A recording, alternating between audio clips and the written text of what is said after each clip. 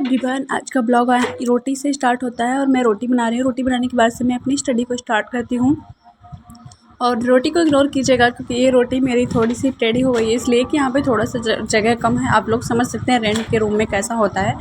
तो आज मैं बनाने वाली हूँ रोटी के बाद से अपनी स्टडी, और मैं अपने लिए बना रही हूँ 2-3 रोटियाँ और सारे आटे को रख दूँगी फिर, ठीक है। उसके बाद से मैं मिलती हूँ आप सभी लोगों से अपने टाइम टेबल स्टडी पे। Thank you so much guide सभी लोगों को। सो हेलो एवरीवन, आप सभी लोग कैसे, उम्मीद है आप सभी लोग अच्छे होंगे। और अभी नाइट का स्टडी स्टार्ट हो रहा है, फुल नाइट स्टडी।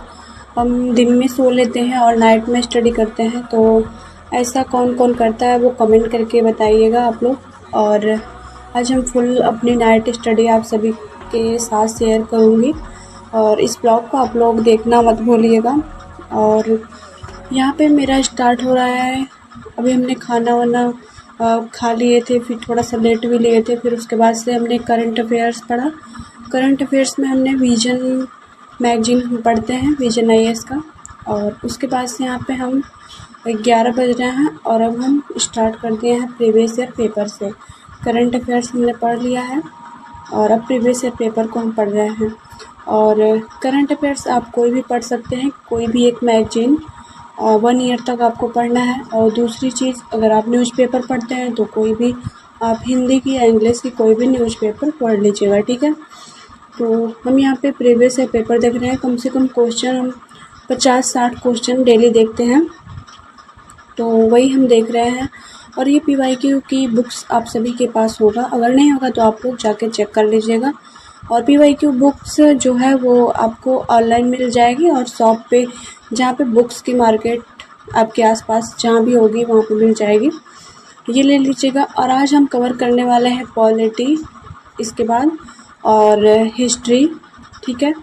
तो आज इन 3-4 पे हम, जो मेरा शेड्यूल है आज का, वो करंट अफेयर्स है, PYQ है और हिस्ट्री है और पॉलिटी है।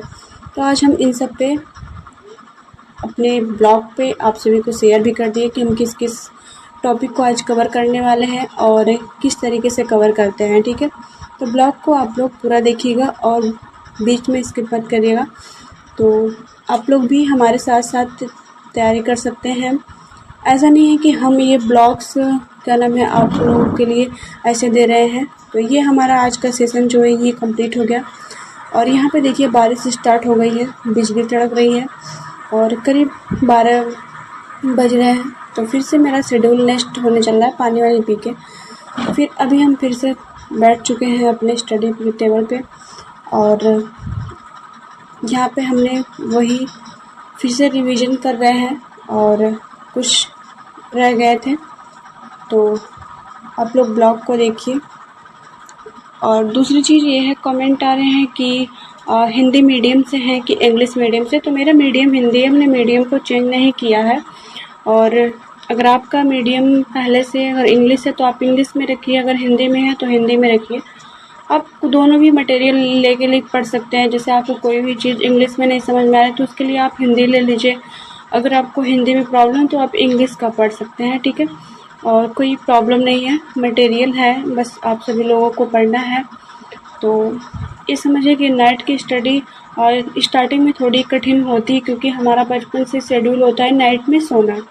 भले ही हम 12 बजे 11 बजे तक लोग फ़ोन चलाते हैं, अलग बात है, लेकिन उनका प्रॉपर नींद जो है वो 1, 2, 3, 4 इन सब पे बहुत आता है, वो कंट्रोल नहीं कर पाते हैं। तो ये कुछ दिन तक आपको मुश्किल लगेगा, लेकिन ये समझिए कि नाइट की स्टडी जो होती है ना वो प्रॉपर अच्छी होती है। उस टाइम पे आप बुक्स के लिए होते हैं और बुक्स आपके लिए होता है।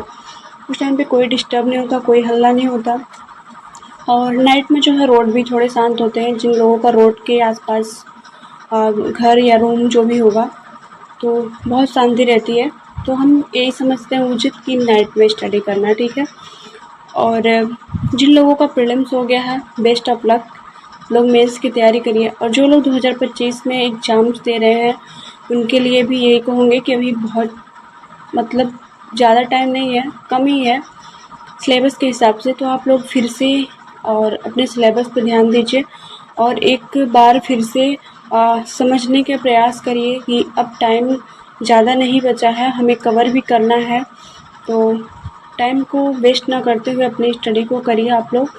और मेरा शेड्यूल नाइट का है, तो हम कमेंट में आए थे तो हम रिप्लाई किए थे कि हम नाइट का ब्लॉग एक बार शेयर करेंगे आप सभी के साथ, ठीक है। तो अब हमारा जो है वो पॉलिटी चलता है, मैं पॉलिटी पढ़ने जा रही हूँ और ये मेरा 3rd सेशन है। तो पॉलिटी को हम आज कवर करेंगे और उसके साथ साथ मैंने स्पेक्ट्रम को भी रखा है, वो भी कवर करेंगे।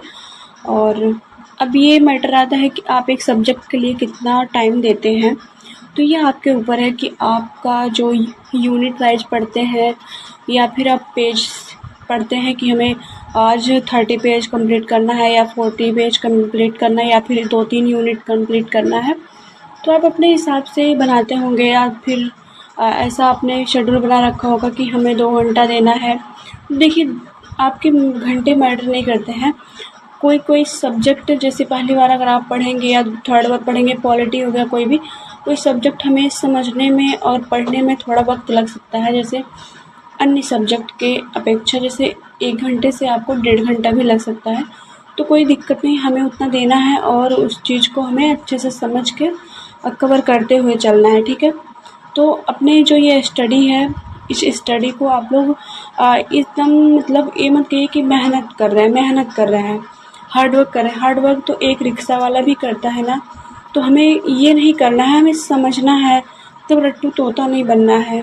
कोई भी सब्जेक्ट आप पढ़ रहे हैं तो उसको समझिए, 4 बार 5 बार 6 बार जितनी बार आपसे हो सके उतनी बार पढ़ें, बट उसे समझने का प्रयास करें कि इसमें क्या चीज़ है, क्वेश्चन कहाँ से बनते हैं। और दूसरी चीज़, जब प्रीवियस ईयर पेपर आप पढ़ें तो वहाँ पे आप क्वेश्चन पे ध्यान ज़रूर दें, क्योंकि जब भी हम पेपर के एग्ज़ाम में या टेस्ट सीरीज देते हैं तो वहाँ पे क्या होता है, हम लोग क्वेश्चन को अच्छे से नहीं पढ़े रहते हैं और वहीं पे प्रॉब्लम आती है।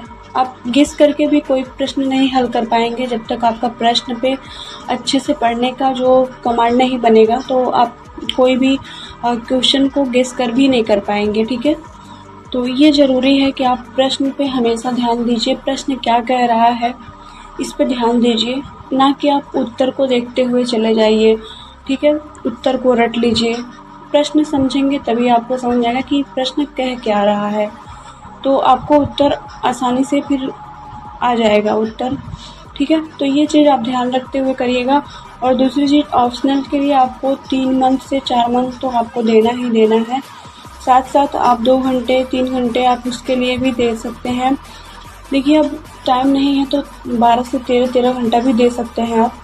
जैसे स्टार्टिंग में अगर 3-4 साल से आप तैयारी कर रहे हैं तो आप 5-6 घंटा डेली दे रहे हैं तो ठीक है, लेकिन अगर आप 1 साल आपके पास बचे हैं, 8-9 महीने, तो आपको ब्रेक लेके लेकिन आपको 12 से 13 घंटा तो दे देना चाहिए, क्योंकि सिलेबस बहुत लंबा है। तो समझना और उसको देखिए, साथ साथ आप लिखते भी चलिए। अगर आपको कोई भी चीज़ समझ में आ रही है या नहीं आ रही है तो आपकी लिखने की हैबिट भी अच्छी होनी चाहिए। और क्या करते हैं, हम जब इस प्रिपरेशन में आते हैं तो हम लिखना नहीं पसंद करते हैं, ज़्यादा पढ़ना, और वो हैबिट बन जाता है।